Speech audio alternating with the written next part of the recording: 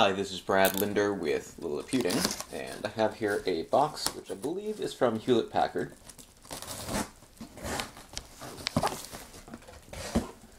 Very large box for what I expect to be a fairly small computer. Some return information, a lot of packaging, and just take this aside here for a second. At the box. Okay, so this is a demo unit that was sent to me for review. Might not be exactly what you would get if you were to purchase one. But it's a Hewlett-Packard Mini, HP Mini 210. This should be the model with a dual-core processor, Intel Atom N550.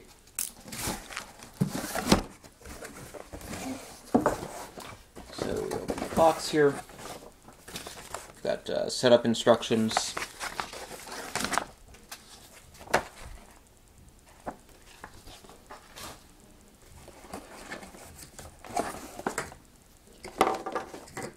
Power cable, power brick.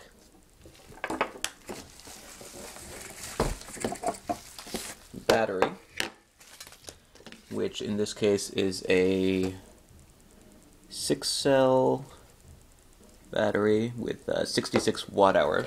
So it's a pretty high capacity battery for a netbook. And here comes the laptop itself. Set that down for a second. And see if there's anything else inside this box.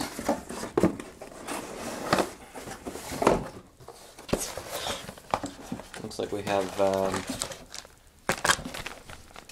some information about the HP Envy 14, which is the wrong computer, really, so I think they might have just used a different box for this computer.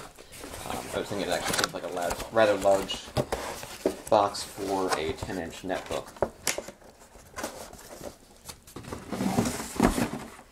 Okay, so let's go ahead and set that aside for right now. And take a look at the netbook itself. Actually, before I even put the battery in, you can take a look here and see the battery compartment. Doesn't seem to have anything too... looks like we've got a SIM card slot here over on the side. And battery slots in here.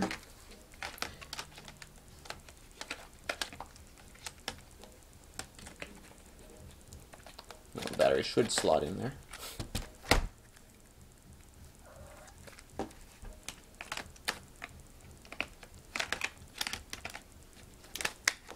There we go. It's a little awkward to do when holding a camera, apparently. It's got a sort of matte finish on the lid. It's a nice looking design. On the side we've got SD, MMC, Memory Stick Pro, power, 2 USB ports, lock port, a little door here covering the Ethernet. It's plastic with sort of plasticky, rubbery connector there. Doesn't feel too weak, but I'm not a huge fan of that style because I'm always worried that they're going to break off at some point. If you don't use Ethernet not a lot, it probably won't matter too much if you just keep it closed. VGA port, another USB port for a total of 3, and a single jack for headphone and microphone. Looks like that's where the power goes. On the front, just sort of a grate here, which I believe is actually the speaker. This is Dolby Advanced Audio. At the bottom, pretty much nothing. I believe this might actually be designed so that you can get the battery back out again. Yeah, so this is like earlier models of the HP 210, where you can actually push in here, and there should be another spot somewhere, I believe. No, maybe just the one spot. So it's actually much easier, it looks like, to remove the back panel than it used to be. It used to require pressing 2 different spots, now it's just a single press. And that just popped right off, which means we can take a look at the internal components here. Now clearly the thing most people are most likely to do here is just upgrade the RAM. Looks very easy to do that. Just pop this out.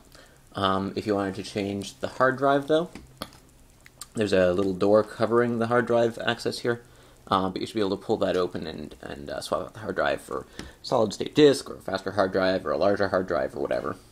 A couple of extra panel wires just hanging out here. Looks like there's a mini PCIe slot, so there's room for 3G or some other components there. Over here it looks like, not quite sure what that is, probably the wireless. And there you go. You can see a little fan over here, and that fan goes right out to the vent. So be curious to see what kind of noise this generates. And that's pretty much it. So let's cover it back up. Should just snap right back into place.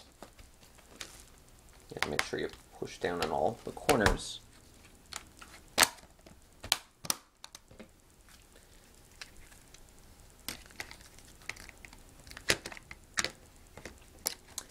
Make sure the battery is not upside down.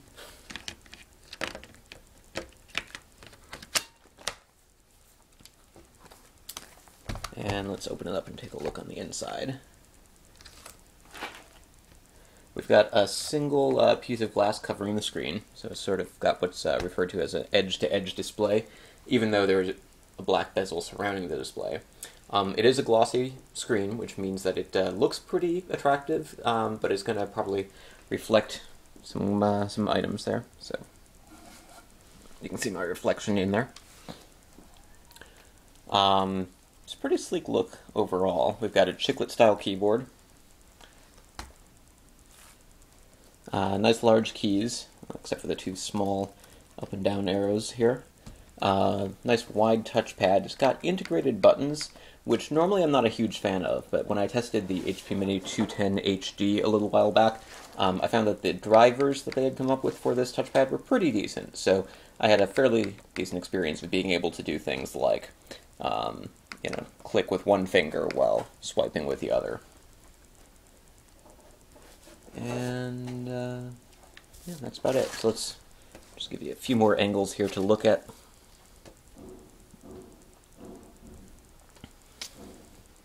So it's a nice refined design, slightly different version of the HP Mini 210 that we had looked at previously, to go with the new dual-core processor. And overall, it looks very nice. Of course, the thing that's going to matter the most is the performance, to see how it compares to earlier models. So there you go. This is Brad Linder with Liliputing and the HP Mini 210.